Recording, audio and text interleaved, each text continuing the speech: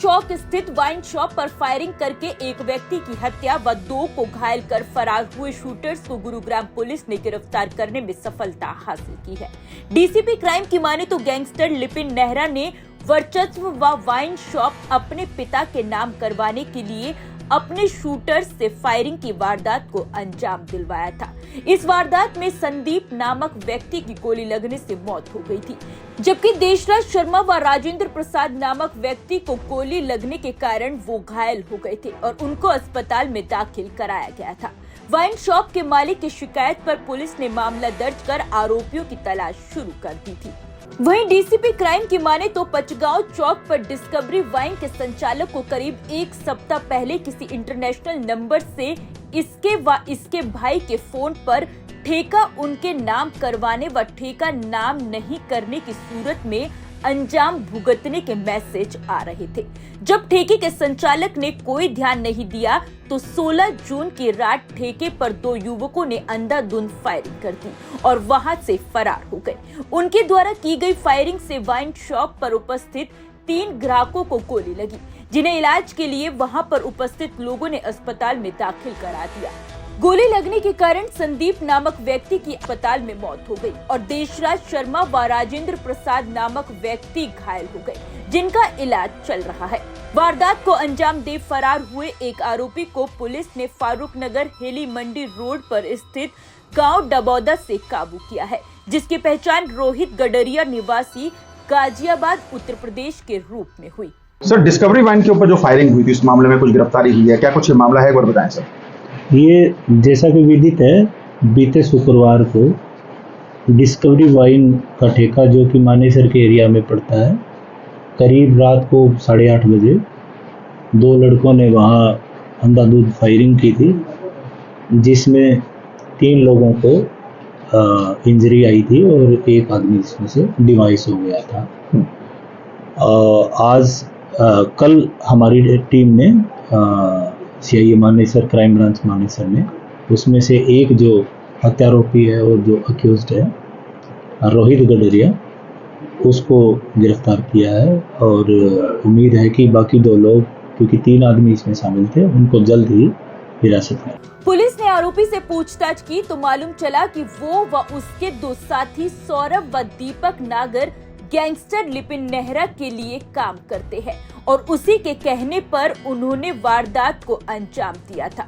लिपिन नेहरा ने शिकायतकर्ता से पचगांव चौक के पास स्थित डिस्कवरी वाइन शॉप उसके पिता दयाराम नेहरा के नाम करवाने के लिए कहा था, परंतु उसके द्वारा वाइन शॉप नाम नहीं करवाई तो लिपिन नेहरा ने उस पर दबाव बनाने व अपना वर्चस्व स्थापित करने के लिए वारदात को अंजाम देने के लिए कहा था। इतना ही नहीं, वो लोग लिपिन नेहरा के कहे अनुसार फरीदाबाद, रेवाड़ी व पटौदी में इसी प्रकार की अन्य वारदातों को अंजाम भी देना था। पवन नेहरा का नाम आ रहा था सर, इसमें कुछ वॉइस रिकॉर्डिंग भी शराब कारोबारी के पास भेजी गई थी, क्या कुछ उनकी पहचान हो पाई है सर? इसके बारे में कुछ बताएं। असल में लिपिन नेहरा का नाम है, वो लिपिन नेहरा के पिता दयाराम नेहरा है जो बुड़का गांव के रहने वाले हैं।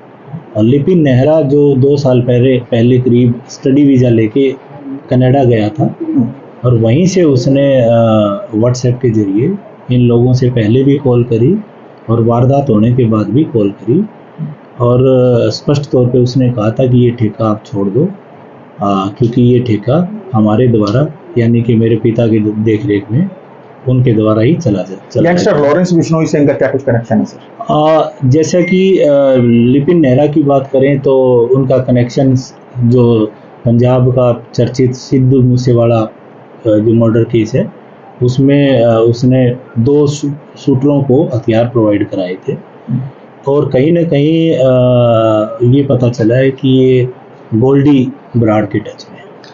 पटौदी में भी इस तरह की वारदात को अंजाम दिया गया था सर। बीते साल 2 शराब कारोबारी की हत्या की गई थी, परमजीत और सुदीप ठाकुर की। अभी पिछले महीने ही एक शराब कारोबारी को और धमकी दी गई थी कि पटौदी और फरूख नगर इलाके में ठेके लिए तो अंजाम अच्छा नहीं होगा। कैसी सुरक्षा व्यवस्था समझते हैं? जो केस जिसकी बात कर रहे हो, खोड़ का डबल मर्डर केस, उसमें जितने हत्यारोपी थे उसमें से 17 लोगों की गिरफ्तारी हो चुकी है और पिछले जो महीने भी एक जो पिछली जहाँ तक मुझे ध्यान है 19 तारीख की बात है, वो 18 या 19 मई की बात है, उसमें भी एक शराब व्यापारी को इस तरीके से कॉल आई थी, उसमें भी हमने 386 IPC का पर्चा दर्ज किया था और उसमें जो धमकी देने वाले थे उनको गिरफ्तार किया जा चुका है। सर ये अपने मंसूबे में कैसे कामयाब हो पा रहे हैं? जेल में बंद हैं गैंगस्टर लॉरेंस बिश्नोई या फिर उनके तमाम जो गुर्गे हैं, इसके बावजूद शराब कारोबारियों को जिस तरह से धमकी दी जा रही है, वर्चस्व की जो जंग ये खेल रहे हैं, क्या कुछ समझते हैं सर इसको? देखो, अगर आम आदमी की भाषा में अगर हम समझे तो आम आदमी को लगता है कि जो शराब या शराब की ठेकेदारी है वो सबसे आसान तरीका है पैसे कमाने का, और वो भी कैश पैसे कमाने का। तो शायद इसी के मद्देनज़र ये लोग इस प्रकार की हरकत में हैं और कोशिश कर रहे हैं कि किसी तरीके से अपना वर्चस्व स्थापित करके अपने मंसूबों को पूरा किया जाए। सर, अब नेहरा परिवार की भूमिका स्पष्ट हो चुकी है। लिपिन नेहरा ने अपने पिता दयाचंद नेहरा के लिए किया है, तो दयाराम नेहरा के लिए अब क्या पुलिस तैयारी कर रही है, किस तरह से? बस हम तो हॉट चेज में ही हैं, पीछे ही है उनके, और अगर वो दोषी है तो उनको पकड़ेंगे। गैंगस्टर पवन नेहरा की क्या कुछ भूमिका है, उसका भी नाम सामने आया था? ये गैंगस्टर पवन नेहरा दयाराम का बड़ा लड़का है और लिपिन नेहरा का बड़ा भाई है। अगर आज की हम बात करें तो पवन नेहरा पंजाब में किसी जेल में बंद है। यानी अप्रोक्ष रूप से ये लॉरेंस बिश्नोई गैंग का ही काम है जिसने की फायरिंग की, उससे पहले धमकी भरे हुआ इस मैसेज में। अभी तक जो प्रारंभिक पूछताछ है उससे स्पष्ट से तो नहीं कह सकते, पर 3 दिन का रिमांड अक्यूज्ड का लिया है और जो विस्तृत जानकारी है उसके बाद आपसे शेयर करें। जो अक्यूज्ड गिरफ्तार किया है उसकी क्या कुछ भूमिका थी इसमें महत्वपूर्ण? ये अक्यूज्ड हमारे यहाँ करीब 15-16 दिन से गुड़गांव में ही रह रहा था, तिगरा में, और वहीं से फिर इनके 2 अन्य साथी दीपक नागर और सौरभ ये वारदात को अंजाम देने के लिए गए।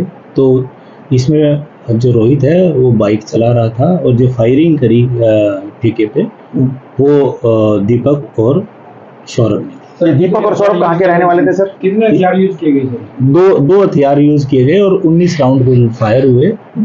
दीपक हमारे गुड़गांव में ही तिगरा का रहने वाला है और जो सौरभ है वो बूराखेड़ी गांव पड़ता है, ये चरखी दादरी जिले में, वहाँ का रहने वाला। हालांकि सर गुड़गांव पुलिस ने काफी बेहतरीन काम किया, बहुत सारे शूटर्स और बहुत सारा नेक्सस लॉरेंस बिश्नोई का क्रैक किया है, लेकिन इसके बावजूद लगातार दक्षिण हरियाणा की तरफ और खासतौर में गुड़गांव की तरफ ये दायरा बढ़ रहा है। सर कैसे देखते हैं इस चुनौती को आप? देखो, चुनौती तो अपने आप, हर चुनौती अपने आप में एक बड़ी चुनौती होती है और उसके लिए हम तैयार हैं।